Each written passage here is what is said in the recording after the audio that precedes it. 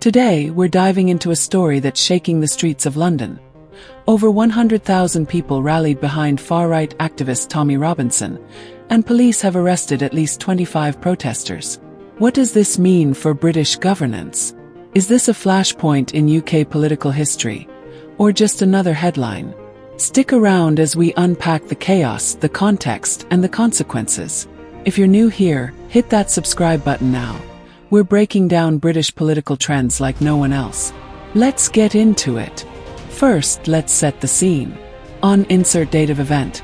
Over 100,000 people flooded central London in a rally led by Tommy Robinson, a polarizing figure in UK politics known for his far-right views on immigration and national identity.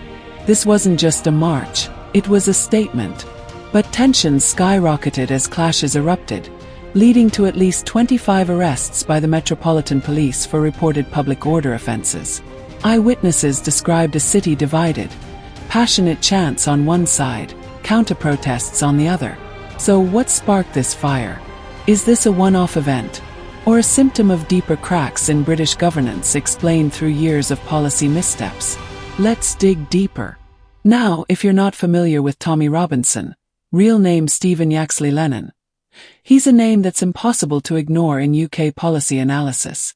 Founder of the English Defence League, Robinson has been a lightning rod for controversy, advocating against what he calls the Islamization of Britain while being accused of hate speech and inciting division. His supporters see him as a defender of British values. His critics call him a dangerous extremist. But here's a fact. His ability to mobilize 100,000 people isn't random. It taps into real frustrations, economic inequality, immigration debates, and distrust in mainstream UK election strategies. So, is Robinson a symptom of a failing system, or is he shaping British political trends himself? Let's look at the bigger picture. To understand this rally, we need to zoom out. UK political history shows us that moments like this don't happen in a vacuum. Since Brexit in 2016, the UK has grappled with identity crises. North versus South, Leave versus Remain, establishment versus the people. Add to that the cost of living crisis of 2023 to 2024, with inflation peaking at over 11%, and trust in British governance explained through declining approval ratings for both major parties. According to a 2024 YouGov poll, only 20% of Brits feel their government represents them. That's a staggering disconnect. So, when figures like Robinson step in with simple answers to complex problems, they find an audience. But here's the question. Are these protests a cry for change, or a dangerous slide toward extremism? Let me know what you think. Let's talk about the response. The UK government and Metropolitan Police have condemned violence at the rally, with Home Secretary, insert name if available, calling for calm. But arrests alone don't solve the root issues. UK policy analysis reveals a pattern. Successive governments have struggled to address immigration and social cohesion without alienating huge swaths of the population. For instance, net migration hit 764,000 in 2022, a record high, fueling debates that far-right groups exploit.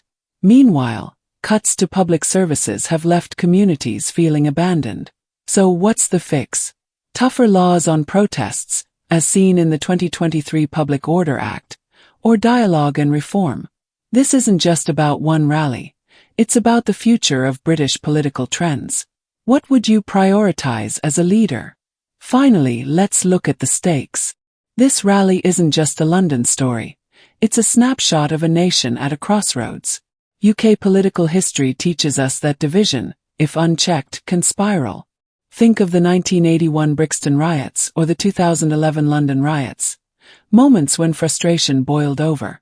Today, with social media amplifying every voice, the risk of polarization is even higher. Far-right and far-left groups are gaining traction, while centrists struggle to hold ground. So where do we go from here? Can British governance explain through compromise and reform bridge these divides, or are we headed for more unrest? These are the questions shaping 2025 and beyond. Take a moment to reflect. What's your prediction for the UK's political future? That's all for today's deep dive into the London protests and the turbulent world of UK political trends. If this video got you thinking, smash that like button. It helps us reach more people hungry for real UK policy analysis. Don't forget to subscribe and hit the bell icon so you never miss our breakdowns of British governance explained in ways that cut through the noise. I want to hear from you. What's your political prediction for the UK in 2025? Drop your thoughts in the comments. I read every single one. And if you're curious about UK election strategies or more moments in UK political history, check out our playlist right here, point to screen. Let's keep this conversation alive.